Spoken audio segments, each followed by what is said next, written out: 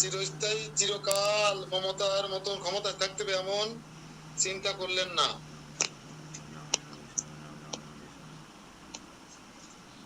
মমতা হেরে গিয়েও স্বপ্নে লাভ দিয়ে যে ঠেলে উঠছে, এখন আমি ক্ষমতা ছাড়বো না, আমি হারিনি, এরকম না।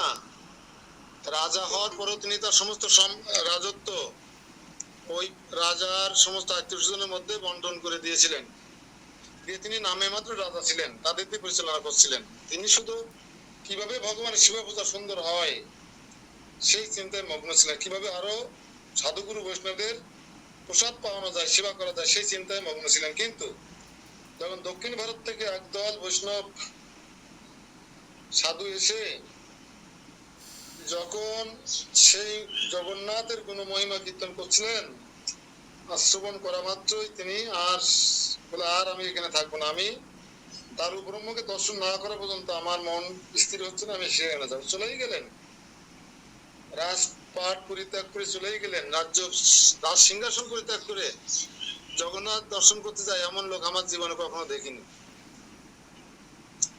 যাক, সেখানে গিয়ে ভগবানের যে সমস্ত লীলা কাহিনী শ্রবণ করেছিলেন, সে শ্রবণ করার পরে তিনি গিয়ে যখন দর্শন করেছিলেন দারু ব্রহ্মকে, তার সৌন্দর্য দর্শন করে, তার অপরূপ সুন্দর রূপ দর্শন করে, অবলোক নয়ন দর্শন করে তিনি বিবশ হয়ে গিয়েছিলেন, আর এগোতে পারছিলেন না। তার শরীর হাত পা অবশ হয়ে গিয়েছিল। তিনি কোনো মতে গরুর স্তম্ভকে জড়িয়ে ধরে সেখানেই দাঁড়িয়েছিলেন। এই গরুর স্তম্ভ সম্পর্কে কালি বলেছিলাম, কেউ যদি যান কখনো, হয়তো আপনি প্রথমে যদি না যেয়ে থাকেন তাহলে না চেনা লোকের সাথে যান, তাহলে গরুর স্তম্ভ আপনি স্পর্শ করার সুযোগ পাবেন না। কোথায় আছে তা আমি কালি বলে দিয়েছিলাম, গরুর স্তম্ভটা কোথায় আছে। যে 159 থেকে পড়তে হবে, 4 লাইনের শ্লোক, প্রথমে একটা শ্লোক আমি পড়ি, তারপর আপনারা পড়বেন। দিব্যম্বর অলঙ্কর সহস্র গাবলি ব্যক্তম মনোলোচনম হরসবর্ধনম সিংহাসন হর্ষ পরি লীলায়া স্থিতম ভুক্তা মহাভোগ গণান মনোহরান প্রণাম নিত্য স্তুতি বাদ্য গীত পরাস্তু সপ্রেম বিলকয়ন্তম মহামহিমানম পদবীক্ষণম অপতম জগন্নাথ হোম বিমুচ্চ। 170 নম্বর শ্লোকটা 4 লাইনের শ্লোক, কিন্তু জায়গার অভাবে 2 লাইনই করে দিয়েছে, আপনাদেরকে বুঝে নিতে হবে। 71 72 তাই।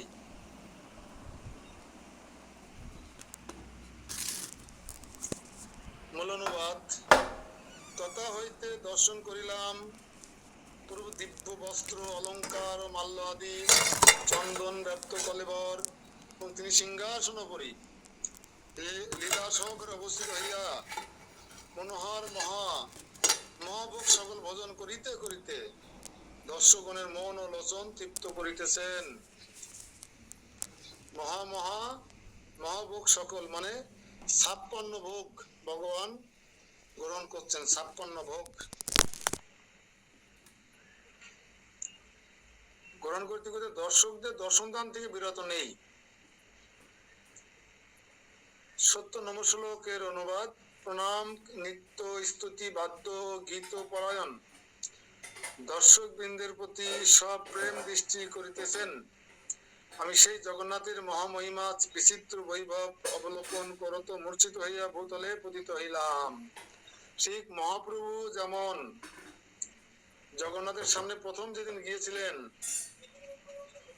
জগন্নাথ দেবের ওই বিগ্রহ মূর্তি দর্শন করে নৃত্য করতে করতে ভগবান গৌর সুন্দর মূর্ছিত গিয়েছিলেন, যেভাবে এই গোপকুমার ভগবানকে দর্শন করে তার রূপ মহিমা লীলা কীর্তন নিত্য স্তুতি বাধ্য সপ্রেমে ভগবান যে দৃষ্টিপাত করছেন এটা দর্শন করে তিনি মূর্ছিতা গেলেন, মূর্ছা গেলেন, তার আর বাহ্য জ্ঞান রইল না।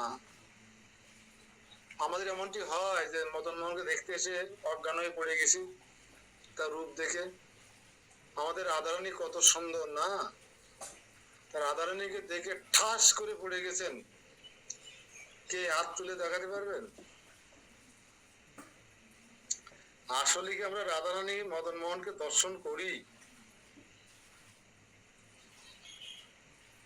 ওইটু যদি তাকায় প্রণাম করতে তাই প্রণাম করি, তাই ছাড়া তাকানোর সময় হয় না, ঠিক কিনা? এই জন্য গোপকুমারের কাছ থেকে শিখতে হবে কিভাবে ভগবানকে দর্শন করে মোহিত হতে হয়। পড়েন 71-72 পড়েন একজন।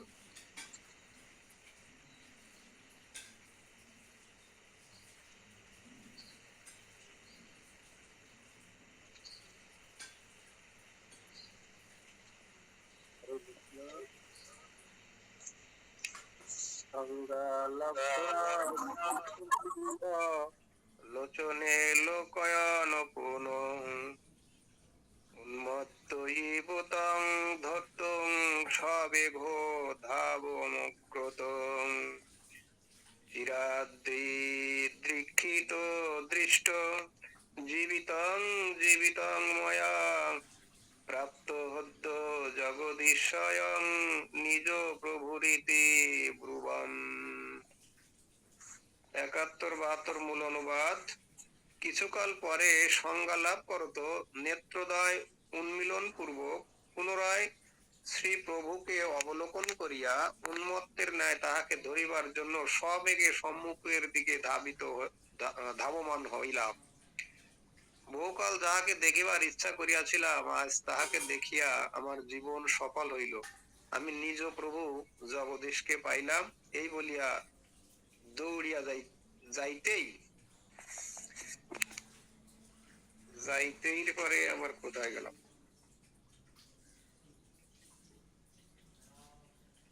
যাইতেই পরে মনে হয় পরবর্তীতে আর কোনো কোথাও পরবর্তী শ্লোকে বলা হবে।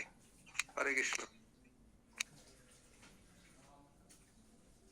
এই পরে মনে হয় পরবর্তীতে কোথাও হরে কৃষ্ণ।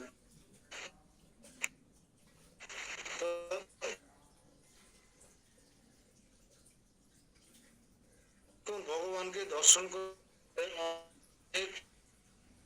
তিনি মূর্ছা গেলেন। যখন তিনি চেতনা ফিরে পেলেন তখন তার মনে হলো এই বুঝি আমি আমার বহু আকাঙ্ক্ষিত আমার জগদীশ্বরকে আমি এবার খুঁজে পেয়েছি বলেই ভগবানকে ধরার জন্য ধাবিত হলেন।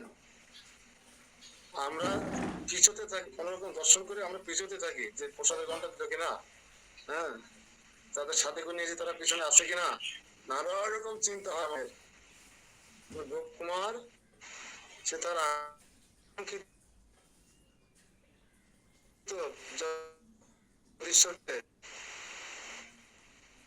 পাইবার জন্য ধাবিত হইল, ধরার জন্য ধাবিত হইল। প্রেমা মাতাজি পড়েন, প্রেমা মাতা।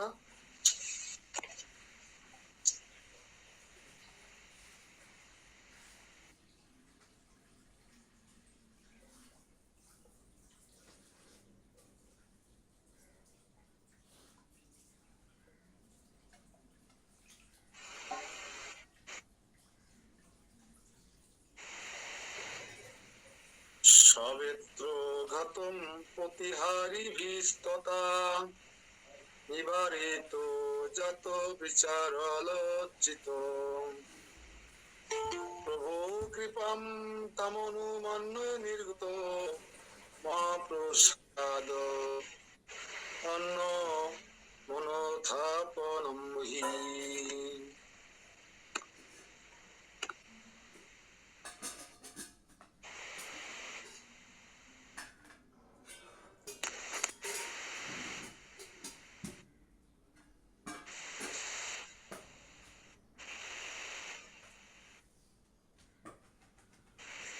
ধন্যবাদ। দ্বারপালগণ, দ্বারপালগণ আমাকে বেত্রাঘাত করিয়া যাইতে নিবারণ করিলেন। তখন আমার বিচার বুদ্ধিজাত হতে লজ্জিত হইলাম এবং ওই নিবারণ প্রভুর কৃপা অনুমান করিয়া ওই স্থান হইতে বাইরে আসিলাম। বাইরে আসিবা মাত্র অযাচিত ভাবে মহাপ্রসাদ প্রাপ্ত হইলাম। যখন সে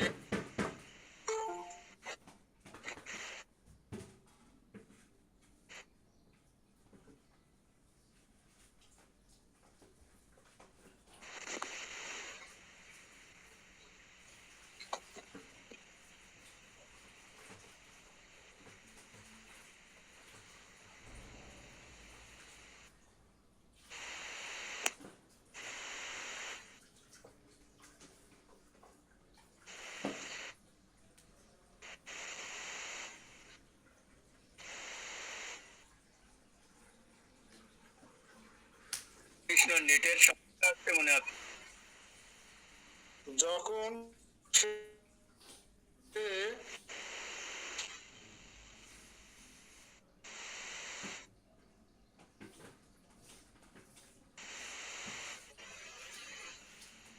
জগন্নাথ ধরতে ধাপিত হলো, তখন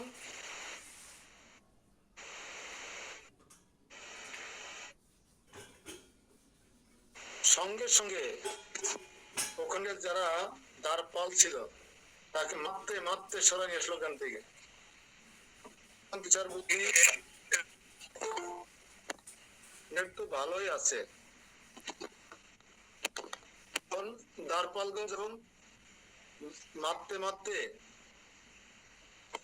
তাকে সরাই দিলে তখন তিনি বুঝতে পেরে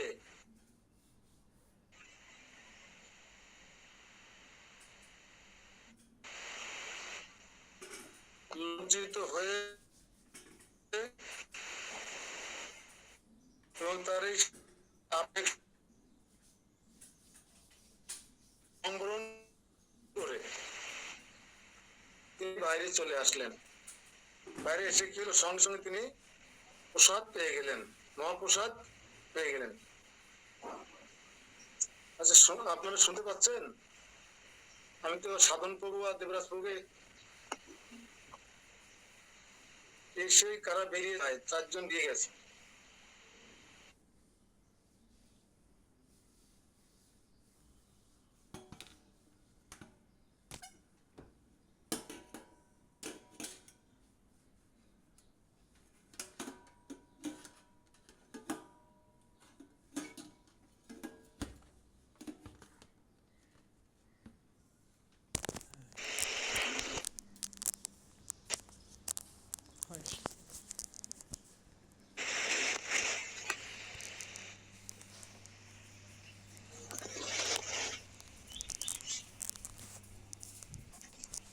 আমাকে শোনা যায়?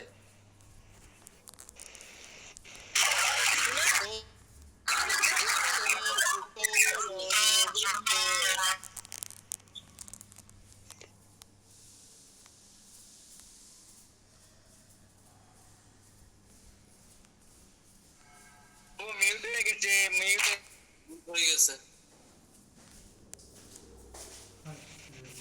মিট হয়ে গেছে আপনার দ্বারা। আপনি অন করে নিলে আপনি আনমিউট রাখতে পারবেন, দেশের শব্দ হয়।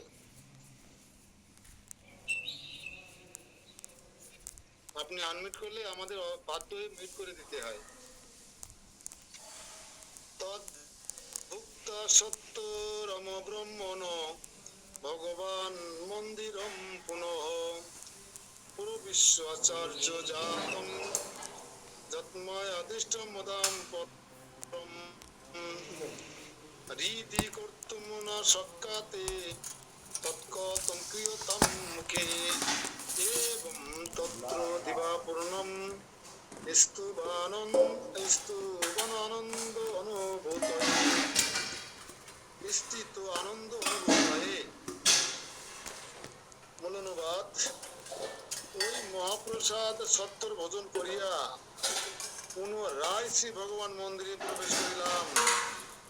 হে ব্রাহ্মণ, এইবার আমি যে আনন্দজনক আচার্য বিষয় দর্শন করিলাম তা হৃদয়ে ধারণ করিতে পারি না, বাক্য দ্বারা বর্ণনা করিব কি রূপে? এই রূপে মন্দির মধ্যে সমস্ত দিবস অবস্থান করিয়া পূর্ণ আনন্দ অনুভব করিতাম। তাহলে কি হলো? তাকে যখন বেত্রাঘাত করা হলো, তিনি সচেতনতা বা সুবুদ্ধি উদয় যখন হলো, তখন তিনি লজ্জা পেলেন। লজ্জা পেয়ে ওই অবস্থা নিবারণ করে প্রভুর কাছ থেকে শুনে তিনি বাইরে এসে মহাপ্রসাদ পেয়ে গেলেন। আর এই মহাপ্রসাদ ভোজন অন্তে আবার তিনি পুনরায় ভগবান মন্দিরে প্রবেশ করলেন। এইবার থেকে যে আচার্য আনন্দজনক আচার্য বিষয়ে সকল দর্শন করিলেন, তা তিনি এই হৃদয়ে ধারণ করতে পারেন না, মুখে বলবেন কিভাবে? এইভাবে সারাটা দিন তিনি মন্দিরে অতিবাহিত করতে লাগলেন এবং তিনি পূর্ণ আনন্দ অনুভব করিতে লাগিলেন।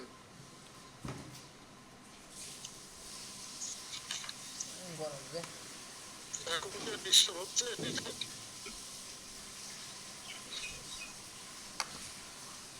যোগেশ বাবু, নেটে ডিস্টার্ব হচ্ছে?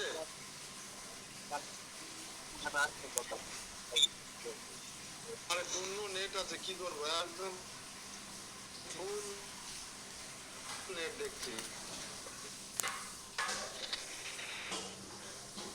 তবু কথা কেটে কেটে আসতেছে।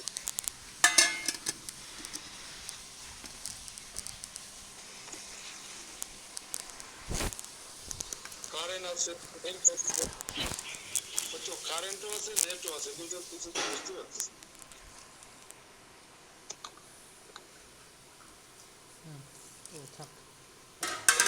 পড়েন, যার ভালো নেট আছে সে পড়েন। অল্প একটু দেন, শেষ আর দেন।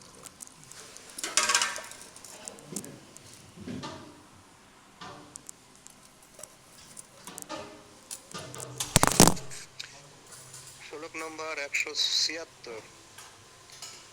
রাত্র মহোৎসবে বৃত্তে বৃহৎ শৃঙ্গার সম্ভবে নির্গম্য তেতু নিবৃত্তে পুষ্পাঞ্জলি মহোৎসবে। মূলানুবাদ: রাত্রে বৃহৎ শৃঙ্গার ও পুষ্পাঞ্জলি মহোৎসব নিবৃত্তি হইবার পর আমি মন্দির হইতে বাহিরে আসতাম। তাৎপর্যে 176-এর তাৎপর্যে বলছেন, আচ্ছা রাত্রিতে তো বাহির হইতে এই অপেক্ষায় বলিতেছেন, রাত্রি এক প্রহরের সময় বৃহৎ শৃঙ্গার নামক মহোৎসব হইত। তাহাতে মহাপ্রভুর বিচিত্র সুন্দর বেশ ও ভোগাদি সম্পন্ন হইত এবং ভোগাবসরে পুষ্পাঞ্জলি মহোৎসব হইত। তারপর পুষ্প প্রক্ষেপ্য মহোৎসব নিবৃত্ত হইলে পর মন্দিরে বাইরে আসিতাম। হরে কৃষ্ণ।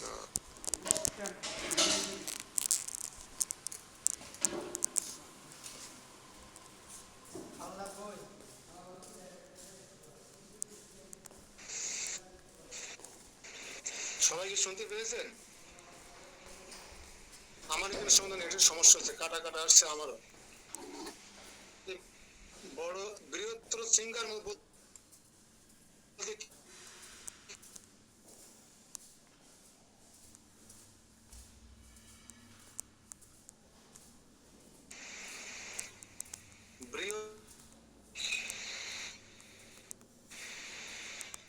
এই সম্পর্কে কারো ধারণা আছে?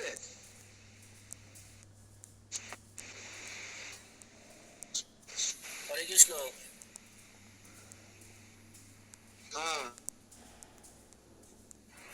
ওই রাত্রিবেলায় যখন ভগবানকে শয়ন দেয় 3 ঘন্টা, এক প্রহর মানে 3 ঘন্টা, সেই 3 ঘন্টার জন্য দেবতারা হলো দর্শন করে এবং ওই সময় হলো সবচেয়ে ভালো কাপড় চোপড় পরায়, ভালো শৃঙ্গার করায়, তখন যাতে দেবতারা দর্শন করতে পারে। মানে সারাদিন তো মনুষ্যরাই দর্শন করে, আর রাত্রিবেলা 3 ঘন্টার জন্য মন্দির বন্ধ থাকে। ওই 3 ঘন্টার জন্য সবচেয়ে ভালো শৃঙ্গার করায় যাতে দেবতারা দর্শন করতে পারে।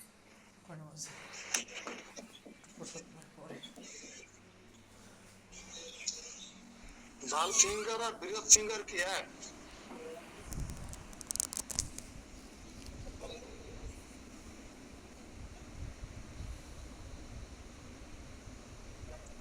ভালো সিঙ্গার আর বৃহৎ সিঙ্গার কিন্তু এক নয়। বড় বেশ বলা হয় না, বড় বেশ ধারণ করানো বলা, বড় বেশ। মনে পড়ে সে বিশাল বড় মাথার মুকুট, আমরা যখন রাতে শয়নকালে ভগবানের ড্রেস চেঞ্জ করে আলগা হয় না, আর ওখানে হচ্ছে ভগবানের শয়নকালে বিশাল বড় মুকুট, অনেক রাজবেশ পরানো হয়। শুনতে পাচ্ছেন আমার কথা? এই জন্য তাকে বড় বেশ বা বৃহৎ সিঙ্গার বলা হয়।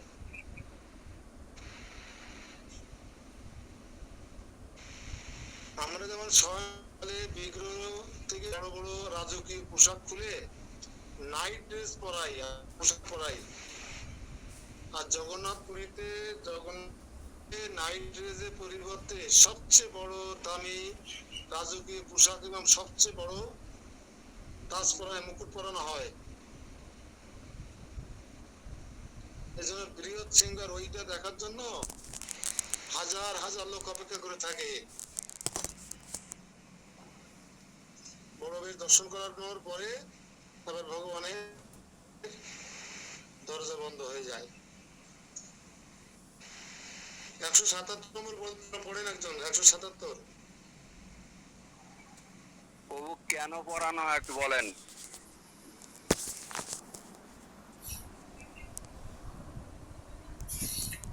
ওই যে দেবতারা দর্শন করে, দেবতারা দর্শন করতে আসে ওই সময়, যেমন রামসরা মন্দিরে যেমন রাত্রিতে ড্রেস আগেটুকু বলে দিয়েছেন মুকুল নন্দী, আগেরটুকু মুকুল নন্দী পড়ে দিয়েছে। দেবতারা ভগবানের কাছে রিপোর্টেবল, তো ওই সময় রিপোর্ট প্রদান করতে আসে, ভগবানের দর্শন করতে আসে, সুবিধা বলতে আসে, ভগবানের পূজা করতে আসে। এই জন্য দেবতারা যদি দেখে খুশি হয়, সন্তুষ্ট হয়, আনন্দ পায়, এই জন্য বড় বেরন করানো হয়। 177 নম্বর শ্লোক।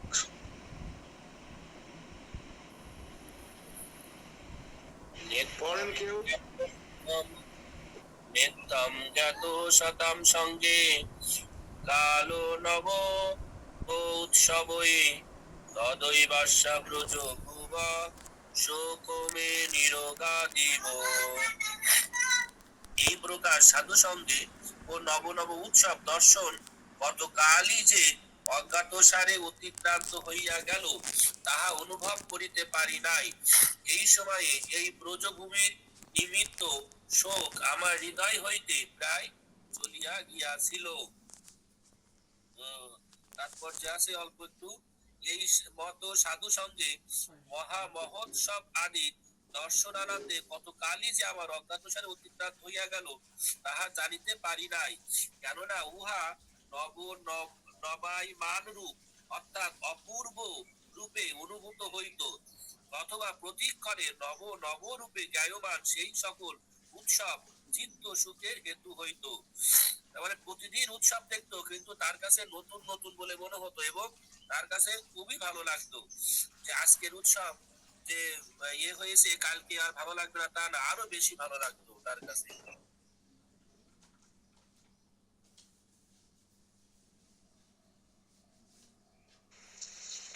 আর এই নব নব উৎসব দর্শন আনন্দে গতকাল কুমার আর টের পাইনি। আর ব্রজ ত্যাগ করা তো সহজ নয়। ব্রজ ত্যাগে উনি ব্রজে প্রায় ভুলতে বসেছিলেন, সে শোক আর ছিল না। ব্রজ ত্যাগ করার পরে তিনি ব্রজ প্রায় ভুলতে বসেছিলেন। এইভাবে সাধু সঙ্গে নব নব উৎসব দর্শন করতে করতে তার বহু কাল কেটে গিয়েছিল। 78, 79 মাতাজিরা একজন পড়েন, মাতাজিরা।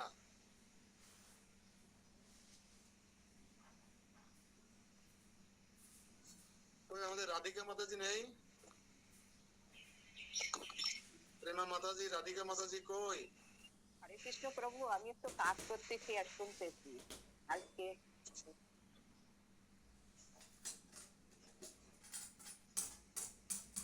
তো কাজ শেষ হয়ে আসলেই বসতেছি আবার।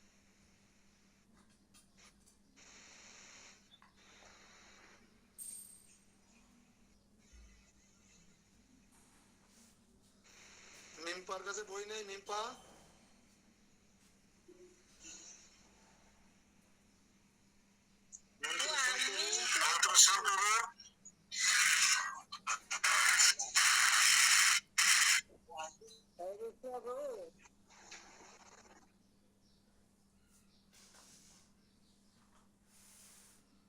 তবু আমি এই যে অফিসে যাওয়ার জন্য রেডি হয়ে গেছি, প্রায় বেরিয়ে যাবো তো, এই জন্যই। এই মাতাজির সঙ্গে করে নিয়ে যাওয়ার নামাই দিয়ে যাবেন, তাহলে আমার মাথা বাঁচবে। ঠিক আছে প্রভু, আমাদের আবার 7টায় অফিস, তো এখনই বেরিয়ে যেতে হবে আমার। মাতাজিরে একদম সাথে করে নিয়ে যাবেন। আচ্ছা প্রভু, ওই যে বিথিকা আমার মাতাজি কথা আর বলে কেউ আপনার শোনে না, মাতাজি। আমি ভূতের ব্যাঘাত দিই, আমার বেলায় যায় না, আর ক্লাস দিতে দেবে না কিন্তু।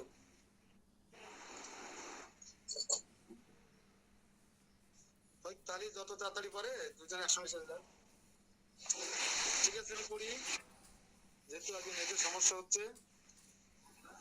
শ্রী জগন্নাথ দেবস্য সেবকে সুকৃপোত্তমা দিব্য আজ্ঞা চ সর্বত্র সুতয় পুনভূতয়ে অশ্বত কিম অপি রসেত জগন্নাথস্য দর্শনাত পুরাণ রহস্য মাহাত্ম সূর্য অপি নিবর্ততে।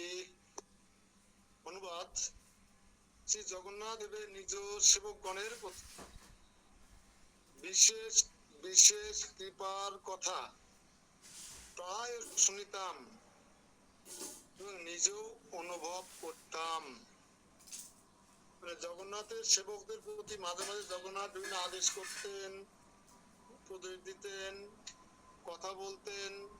এই সমস্ত কথা প্রায় শুনতে পারতেন গোপকুমার ভক্তদের কাছে,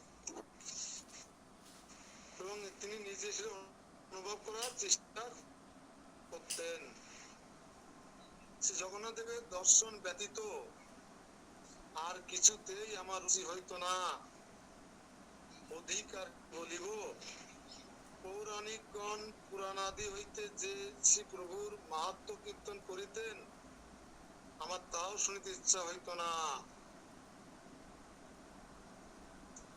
জগন্নাথকে দর্শন করে যে আনন্দ তিনি পাচ্ছিলেন,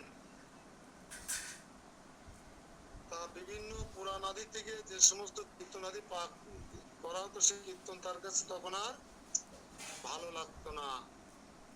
ভগবানের দর্শনে তিনি যে আনন্দ পেতেন, ওই আনন্দ কোথাও তিনি পেতেন না।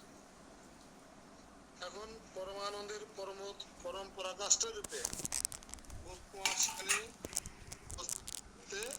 লাগলেন। 180 পড়েন।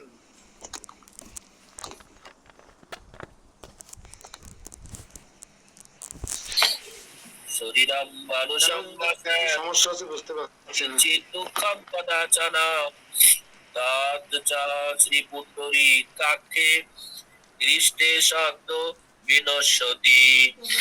যদি কখনো কোন শরীর বা মানুষগত দুঃখ উপস্থিত হইত, শ্রী পুণ্ডরীকাক্ষ দর্শনে তাহা সদ্যই বিনষ্ট হইত। তাৎপর্য: যদি বলো দেহিগণের স্বাভাবিক দেহ ধর্ম বশত শ্রী জগন্নাথ দেবের শ্রী মুখ দর্শন সুখ বাধা কি উপস্থিত হইত না, তাহাতেই বলিতেছেন শরীর সম্বন্ধে রোগ আদি মানুষ সম্বন্ধী কাম আদি দুঃখের উদ্গম হইত না। অথবা স্যাত শব্দে সম্ভাবনাময় সপ্তমী হইলে অর্থ হইবে যে কামাদি দুঃখ প্রায়ই উদ্গমের অবসর পাইত না। যদি বা কদাচিৎ কিঞ্চিৎ দুঃখ উপস্থিত হইতো, শ্রী পুণ্ডরীকাক্ষ দর্শনে তাহার সদ্যই বিনষ্ট হইত, কারণ তাহার দর্শন আনন্দে সর্ববিস্মৃতি ঘটিত। এজন্য ওই দুঃখ সর্বতই নিবৃত্তি হইতো। মানে জাগতিক যে দুঃখ, রোগ শোক এই সমস্ত তার উপস্থিত হওয়ার সুযোগই আসতো না ভগবানের দর্শন।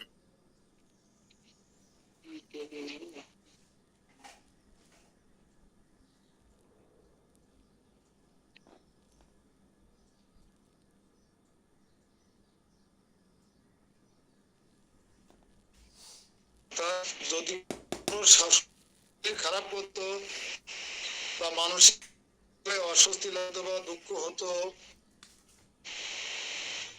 কোনো ক্লেশ আসতো, তাহলে জগন্নাথকে বোঝানো হচ্ছে কিন্তু। হ্যাঁ, জগন্নাথ দেব ওনাকে দর্শন করলে সঙ্গে সঙ্গে তা নিবারিত হয়ে যেত। পুষ্প মাতাজি পড়বেন 81-82। পুষ্প মাতাজি 81-82।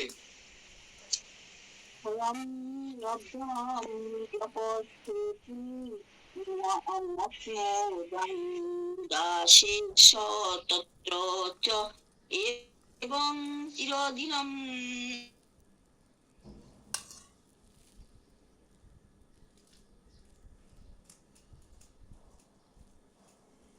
পরমনন্দরিনানাং সেবায়াং কুহিচিৎ প্রভব যাতা যাতা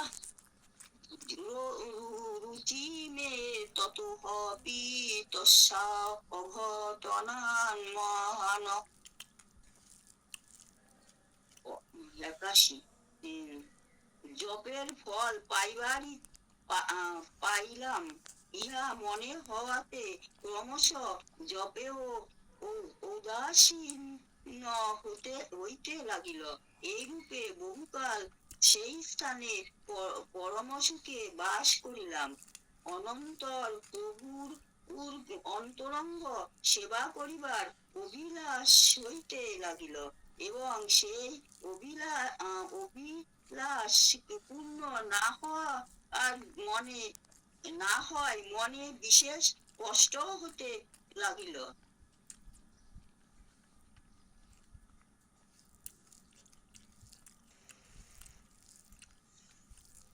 হরে কৃষ্ণ। তো আবার যিনি ওই দেশের রাজা, তিনি শ্রী জগন্নাথের মুখ্য সেবক। জগন্নাথ পুরীধামের রাজা কিন্তু প্রধান সেবক, সে সেবা করুক আর না করুক।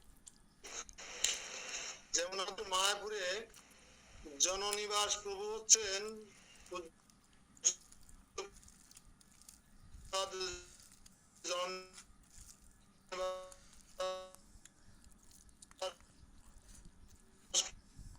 হরে কৃষ্ণ। কথা আপনার প্রধান পূজারী, ওনাকে আমি সবসময় শিবা পূজা করতে দেখি না। কিন্তু এমন নয় যে প্রধান পূজারী সবসময় শিবা পূজা করবে।